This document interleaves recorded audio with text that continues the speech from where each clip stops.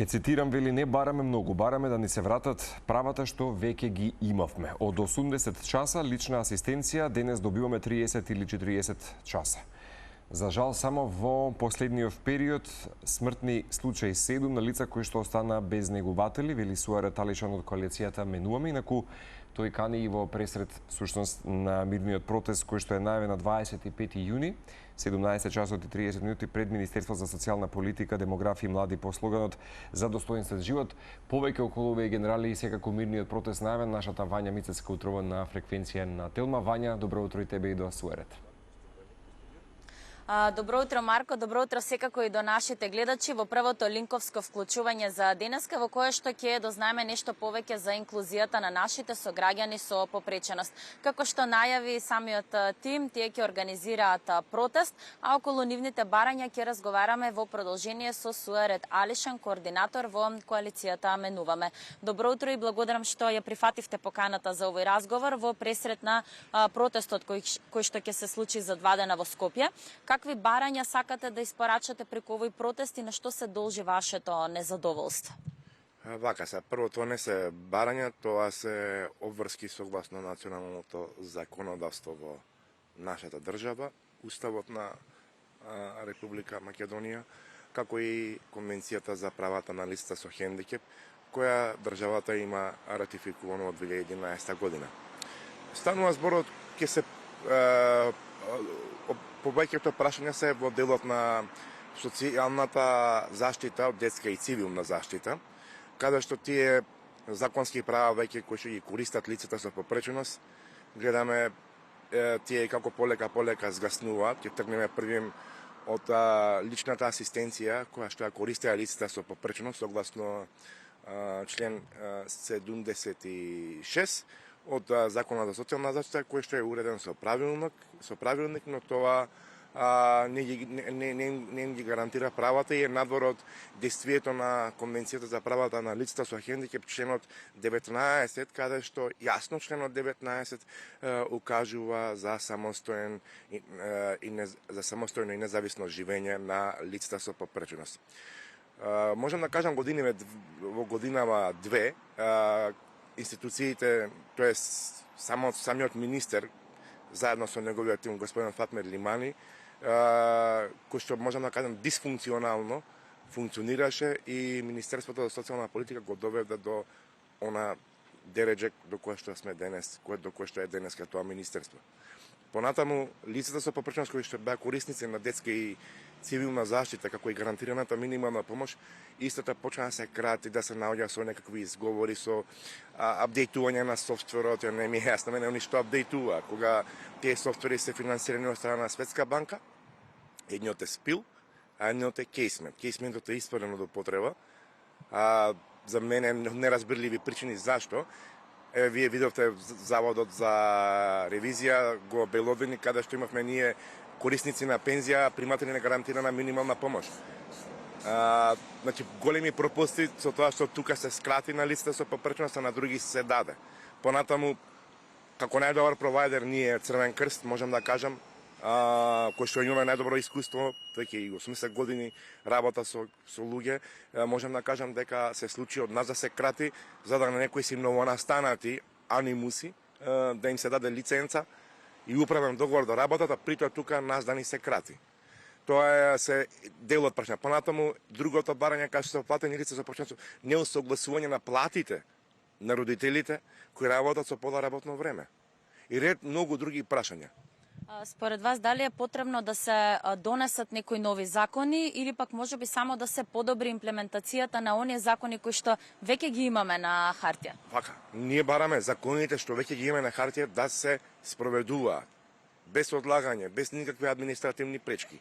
Да, потребно е да се донесе закон за регистар за деца и лица со попреченост, кој што ние како организација го доставивме до министерот Ѓоко, готово направен од нашиот стручен тим во консултација со граѓанскиот сектор, со лицата со попреченост, со родителите и така натаму. Понатаму, да се донесе закон за лична асистенција кој што исто така е направен од наша страна и доставен до министерот Велковски, каде што и тој закон е направен консултативно со заедницата на лицата со попреченост и така натаму. Значи тие се две работи што треба се донесат и третиот закон што треба, значи не е закон, веќе владечката партија во собранието на Република Северна Македонија во 2025 година во септември месец увекна локални избори, они изгласа амандман од детска, цивилна и социјална заштита, каде што за додатоците кои ќе ги примаат децата и листат, за деца да речеме да биде 10% покачување, за возрастните 15%. Тој амандман, иако е во сила, изгласан од владеачката мнозинство во собранието, не е спроведен. Зашто? Бидејќи министерот за социјална политика не ги доставил законските и подзаконските измени до собранието, за да можат овие лица да ги користат овие права кои што ги изгласале во собранието на Република Северна Македонија. Еве сега се надеваме дека со реконструкцијата новиот министер што ќе биде ќе ги достави овие измени и бараме од септември месец со ребалансот на буџетот да овие лица си ги добијат тие права што некој им ги вети. И тие права мора да ги добијат. Еве днеска ќе апелирам, бидејќи владата има состанок во делот на ребалансот на буџетот, да посебен фокус и акцент да даде во делот на детската и социјална заштита, да не биде пак со на кратење како што беше во месец ноември, а во декември месец не имавме амандман каде што кажавме дека има кратење на средствата и дека тие средства не може да ги задоволат потребите на ранливите граѓани кои живеат во Република Северна Македонија. Кога сме веќе конкретно кај детската заштита, минатата година преку петиција родителите на деца со попреченост побараа да добијат статус на родител-неговател. Дали има придвижување во овој дел и кој е вашиот став во врска со ова? Нашата организација учествуваше во соработка со србите, можам да кажам дека завчера го усвоја законот во Србија за родител-неговател. Тоа збориме за деца со интелектуална попреченост и деца со најтешка попреченост, збориме комбинирано. Усвоено ние како организација учествувавме, работевме со господјата Гордана, можеме да се пофалиме дека ги даде резултатите и истиот примерок ние ќе го поднесеме до Министерството за социјална политика и до законот кој што веќе е изработен. Можам да кажам тој закон е многу добар во Србија, веќе го споделивме кај нас на Facebook групата на Време за социјална правда, равноправност без дискриминација. Законот е многу добар, бидејќи верувајте ми, децата со аутизам, децата со интелектуална попреченост не може ниту еден неговател да ги чува подобро од родителот, подобро од биолошкото семејство.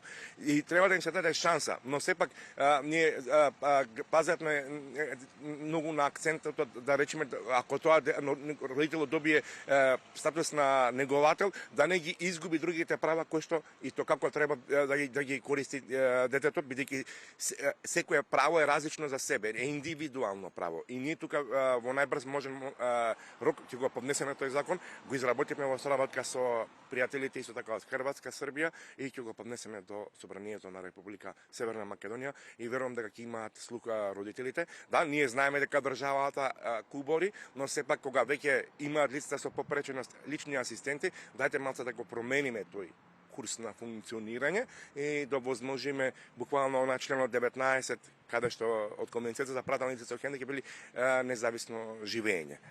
Ви благодарам уште еднаш што бевте дел од утринската на Телма. Во интерес на времето само ќе потсетиме дека во Македонија се уште нема сеопфатен регистер на лицата со попреченост, меѓутоа податоците од последниот попис во 2021 година покажаа дека во земјава има 94.412 лица кои живеат со попреченост.